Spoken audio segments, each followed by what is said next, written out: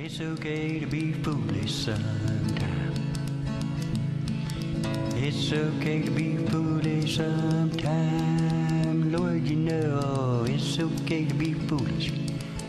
Just don't be kazooless. It's okay to be foolish sometime. Now it's just fine to be clueless sometime. It's just fine to be clueless sometime. Don't you know? It's just fine to be clueless. Just don't ever be kazooless, 'cause it's just fine to be clueless sometime. Now come on everybody, hum along. Come on everybody, hum along. Yeah, it's a song you all can do.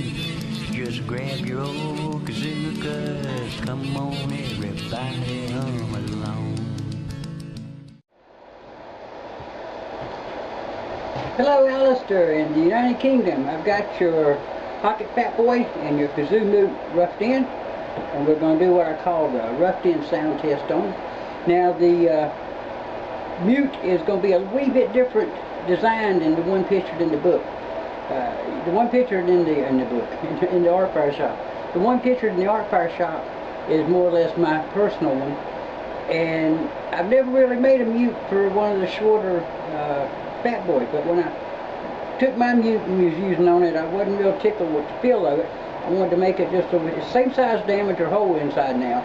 The outside is going to be just a little bit better so that you can hold it and work it with this kazoo. It's going to be just as beautiful, I think, as anything I'd make, but it's just a little bit different design, more or less specifically for this short kazoo. Okay, let's do, without this, let's do a sound test on the pocket FatBoy. We do two sound tests. We do a high-low and a power test. High-low just goes through the dynamic range and sees how the control is and everything, and the power mode gives me a chance to really put the power to it and see how she maintains control when I'm pumping the power to it. So we'll start out with the high-low test.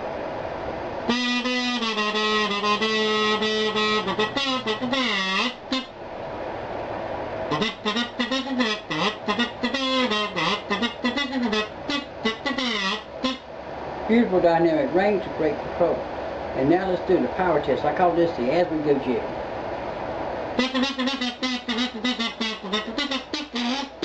Now that's putting the power to it, and it's got a lot of control.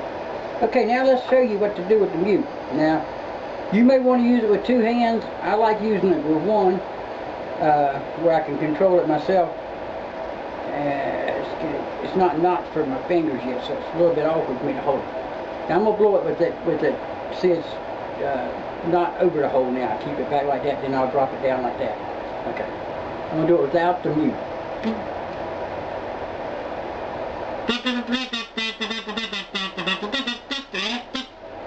Now with the mute.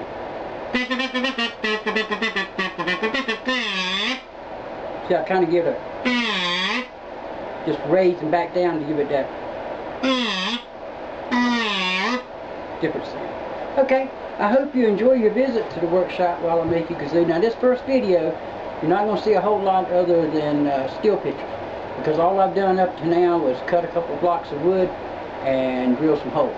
Now the second video will be the longest video of the three that I make for each of my kazoos, and it will be the longest, and it will actually show us going in and shaping this now into the FatBoy kazoo over on that side of the shop where I do the shaping.